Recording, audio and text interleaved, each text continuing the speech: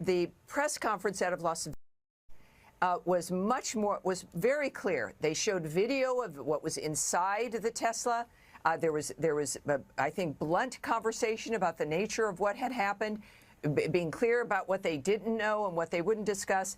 But at the same time, here we've got like this strange. I don't believe in coincidences when you talk about complex criminality here.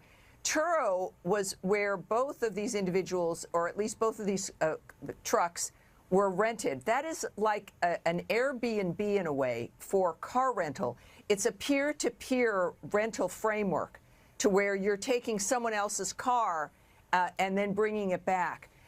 Are things like that, when I think of the Al-Qaeda magazine that used to exist, where you could have instructions that go out to a variety of people, does this sound like perhaps the kind of things that would make terrorist attacks work in this new year?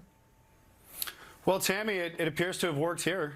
And the fact that a lone wolf terrorist who's clearly connected to ISIS was able to, 2 weeks after the Magdeburg car ramming terror attack, take a vehicle, drive it through a giant New Year's event in New Orleans on Bourbon Street and run down and kill 15 people with a stolen AR type of weapon. I believe it was a .308 and a stolen Glock, leads me to believe here that we have multi-failures in our counter-terrorist capabilities. And I want to point at what Nicole said. There's a serious DEI problem, clearly, that hasn't just affected the Secret Service. It's affected the FBI as well, because nobody got in front of this terror attack. 2, is no intelligence sharing. 3, where were the bollards?